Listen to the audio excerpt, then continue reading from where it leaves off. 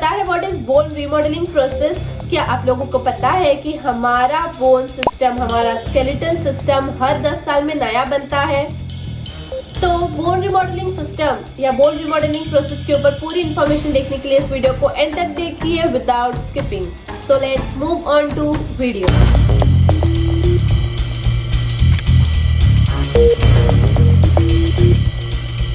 नमस्कार, मैं हूं कविता और आज के वीडियो में मैं आपको बताऊंगी बोन रिमॉडलिंग प्रोसेस के बारे में। तो देख लेते हैं कि व्हाट इज बोन रिमॉडलिंग। तो बोन रिमॉडलिंग का मतलब क्या होता है कि इसमें वर्ड है रीमॉडलिंग। रीमॉडलिंग यानी कि इसमें क्या होता है कि जो हमारा बोन होता है, जो जिसकी एज बहुत ज्यादा हो गई है या जो ओल्ड बोन है वो बोन जूना हो गया है, तो उस बोन को नया बनाना। ठीक है, इसे ही हम कहते हैं रीमॉडलिंग। तो बोन रिमॉडलिंग प्रोसेस में क्या होता है कि जो हमारा ओल्ड बोन है उसका जो टिश्यू होता है वो टिश्यू डिस्ट्रॉय हो जाता है, डिस्ट्रक्ट हो जाता है, खराब हो जाता है और उसके बदले में नया बोन बनता है वापस से। रीमॉडलिंग पहले क्या होगा, जो ओल्ड बोन है, जो जूना बोन है वो क्या हो जाएगा, डिस्ट्रॉय। उसके बाद वहां पर हील करके नया बोन बनता है। इसी प्रोसेस को हम कहते हैं रीमॉडलिंग, बोन रीमॉडलिंग। और bone remodelling life long process है, यानी कि जब तक हम जिंदा है, जब तक हम जिएंगे तब तक लाइफ लॉन्ग कंटिन्यूस ये रीमॉडलिंग, हमारा बोन का रीमॉडलिंग प्रोसेस चलता रहता है। ओके, इसका कोई स्पेसिफिक लाइफ स्पैन नहीं है, ये कंटिन्यू प्रोसेस है। तो मैंने आपको बता दिया what is remodelling process in some short explanation. अब हम देखते हैं बोन का स्ट्रक्चर। एक बोन का स्ट्रक्चर कैसा होता है। So as you can see this is structure of a bone. Okay, तो ये बोन के दो हेड्स है, जैसे कि आप देख सकते हैं इस बोन में दो हेड प्रेजेंट है, एक ऊपर साइड पे और एक नीचे साइड पे। तो ये जो एंड पार्ट होता है बोन का उसे हम कहते हैं एपिफाइसिस। ओके, जो एंड पार्ट है उसे हम कहेंगे एपिफाइसिस और ये जो मिडिल पार्ट है, मिडिल लॉन्ग पार्ट, उसको हम कहेंगे डायाफाइसिस। ओके, और एपिफाइसिस प्रॉक्सिमल पार्ट है, बोन का प्रॉक्सिमल पार्ट। ओके, और ह्यूमन बोन टू पार्ट्स का बना हुआ है। एक होता है कॉम्पैक्ट बोन। कॉम्पैक्ट बोन यानी कि बोन की कवरिंग, जो बाहर के साइड पे जो कवरिंग प्रेजेंट है बोन के, उसे हम कहेंगे कॉम्पैक्ट बोन। और एक होता है नेट लाइक पार्ट, यानी कि ऐसा पार्ट जिसमें कैविटीज प्रेजेंट है, होल्स प्रेजेंट है बीच में जो प्रेजेंट है, जिसे हम कहेंगे spongy part of bone. Okay, तो बोन के दो पार्ट्स होते हैं, compact bone and spongy bone. अब बोन में बोन मैरो भी प्रेजेंट होता है। बोन मैरो, कौन से बोन मैरो, तो रेड बोन मैरो और येलो बोन मैरो। ओके, अब इन दोनों के लोकेशन देख लेते हैं। ये जो रेड बोन मैरो होता है वो प्रॉक्सिमल एपिफाइसिस पार्ट में प्रेजेंट होता है बोन के, यानी कि उसके हेड पार्ट्स पे, एंड पार्ट्स पे, जो भी एंड पार्ट है, जो वाइड पार्ट है, बड़ा पार्ट है, उसमें ही रेड बोन मैरो प्रेजेंट होता है। और ये जो येलो बोन मैरो होता है वो बीच के पार्ट में, यानी कि डायाफाइसिस रीजन में प्रेजेंट होता है। ओके, तो ये है हमारा बेसिक स्ट्रक्चर ऑफ बोन। अब रेड बोन मैरो का फंक्शन क्या होता है हमारे बॉडी में, तो red bone marrow is responsible for production of red blood cells, यानी कि खून बनाने में सबसे मेन इंपॉर्टेंट होता है हमारे रेड बोन मैरो का। और येलो बोन मैरो का ऐसा कुछ ब्लड फॉर्मेशन में रोल नहीं है, वो जस्ट बोन को एक स्ट्रक्चर प्रोवाइड करता है। अब हम देखेंगे functions of bone in our body.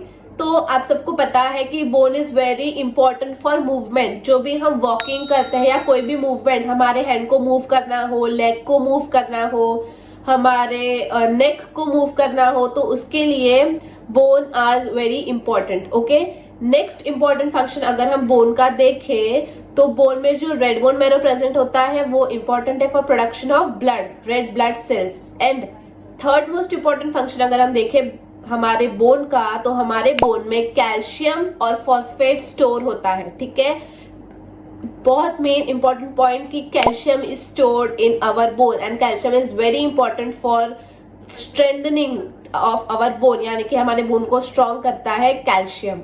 Also हमारे बोन के मसल्स को और टिश्यूज को हमारा बोन प्रोटेक्ट करता है। फॉर एग्जाम्पल हार्ट के बाहर रिब्स प्रेजेंट होता है, आपको पता है। तो हमारे हार्ट को प्रोटेक्ट करता है रिब, वैसे ही बोन इंपॉर्टेंट फंक्शन प्रोवाइड करता है प्रोटेक्शन का। हमने ये तो देख लिया कि रीमॉडलिंग होता क्या है। हम देखेंगे कि बोन का रीमॉडलिंग होता क्यों है, नया बोन बनता क्यों है। तो मोस्ट इम्पॉर्टेंट, जब भी हम कोई day to day life activity हमारी कैरी कर रहे हैं और उस एक्टिविटी के दौरान अगर हमारे बोन में कोई भी डैमेज आया, माइक्रो डैमेज, स्मॉल अमाउंट पे कुछ भी डैमेज आ गया, तो उस डैमेज को हमको हील करना पड़ेगा, रिकवर करना पड़ेगा। तो इस रिमॉडलिंग प्रोसेस के थ्रू हम इसको रिकवर कर सकते हैं, इसलिए remodelling is important for bone. Next most important, हमारे बोन को शेप करने के लिए, यानी कि जब हम छोटे होते हैं तो हमारा बोन की साइज छोटी होती है, जैसे हम बड़े होते हैं हमारी बोन की साइज बढ़ती है। तो बोन की शेप को मेंटेन करने के लिए भी रिमॉडलिंग इंपॉर्टेंट है। और ऐसे नहीं कि छोटे से बड़े होने तक ही रिमॉडलिंग होती है बोन की, नहीं, ये लाइफ लॉन्ग प्रोसेस है, मैंने बताया है।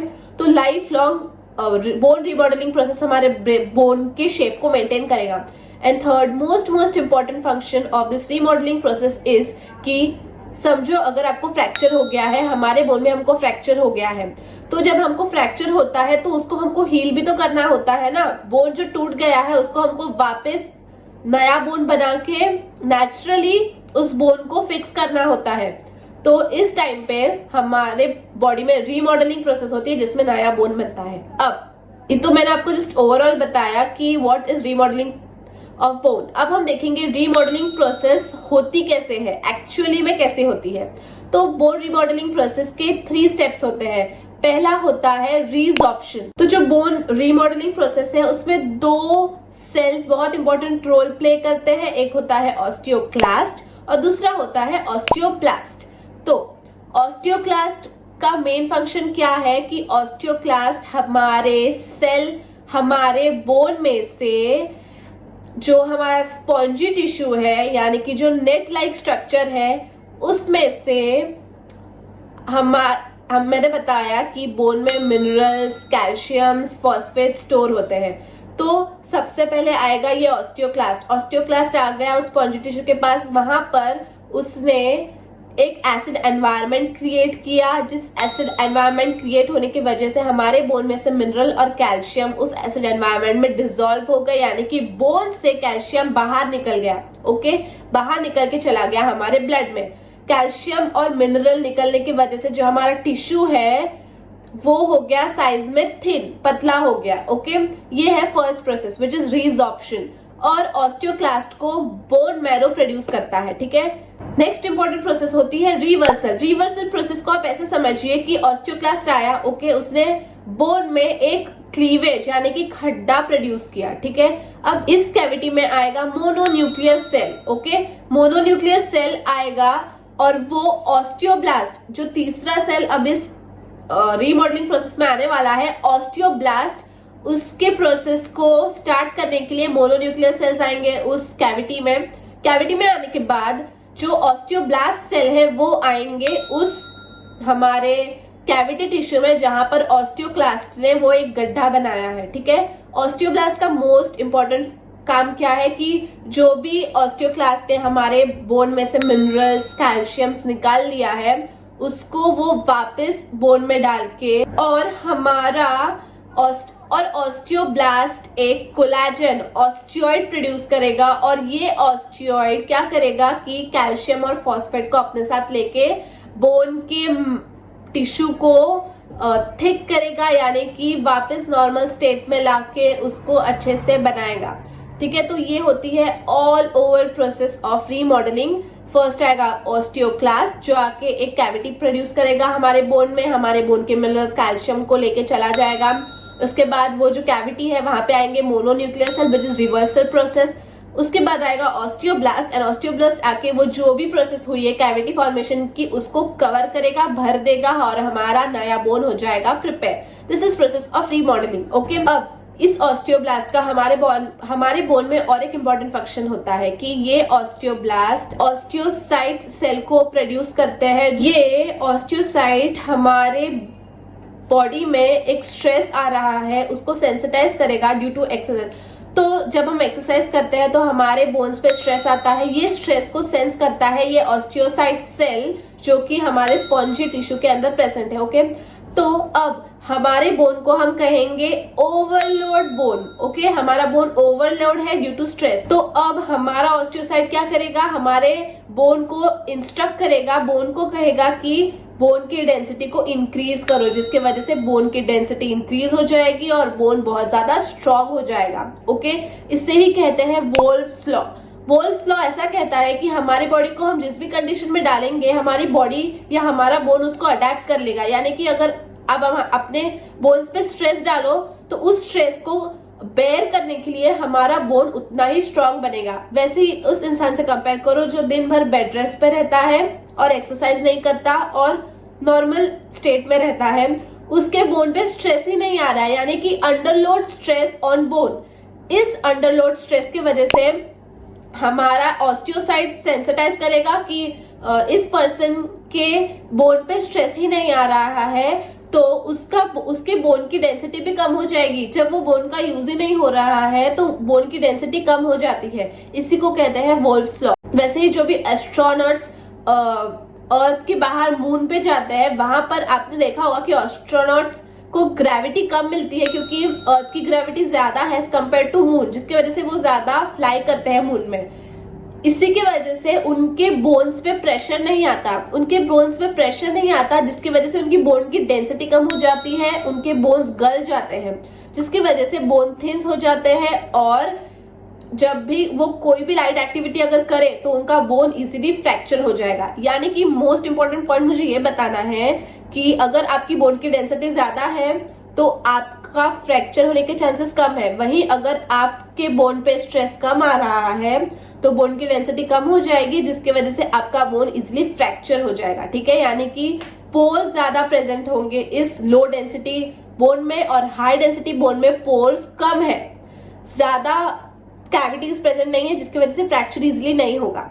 नेक्स्ट मोस्ट इंपॉर्टेंट कि जो भी वुमेन्स है अबव 45 एज, उनमें ऑस्टियोपोरोसिस देखने को मिलता है। ऑस्टियोपोरोसिस यानी कि क्या, मेनली बोन में कैविटी होल्स बन जाना, इसी को ही हम कहते हैं ऑस्टियोपोरोसिस। यानी कि क्या होता है कि अबाव 45 एज वुमेन्स में मेनोपॉज आ जाता है, जिसकी वजह से जो एस्ट्रोजन हार्मोन होता है वो प्रोड्यूस नहीं हो पाता। अब एस्ट्रोजन हार्मोन का मोस्ट इंपॉर्टेंट फंक्शन होता है बोन रिमॉडलिंग में। क्या, तो वो कैल्शियम को बोन में इंसर्ट करता है और मैंने बताया calcium is very important for strengthening of bone.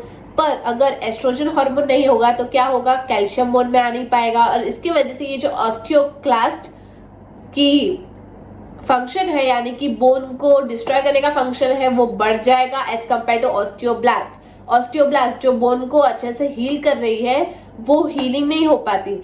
जब हील नहीं होगा तो बोन क्या होगा, ज्यादा डिस्ट्रॉय होगा और अच्छे से नया नहीं बन पाएगा। इसलिए जो भी वुमेन अबव 45 एज है उनको बैक इश्यूज ज्यादा होती है, नी इश्यूज ज्यादा होती है। इसी को ही ऑस्टियोपोरोसिस कहा जाता है। ये ऑस्टियोपोरोसिस बैक को अफेक्ट करता है, तो बैक का जो वर्टिब्रे है, जो हमारा स्पाइन है, उसमें क्रैक्स आते हैं क्योंकि बोन की डेंसिटी कम हो जाती है due to hole formation in that bone, जिसकी वजह से आपका स्पाइन इजीली फ्रैक्चर हो जाता है, आपको मैकेनिकल शॉक आप बेयर नहीं कर सकते और आपकी हाइट कम हो जाती है। तो this is all about osteoporosis. Women में क्यों बोन का प्रॉब्लम होता है about at certain age and what is remodelling of bone.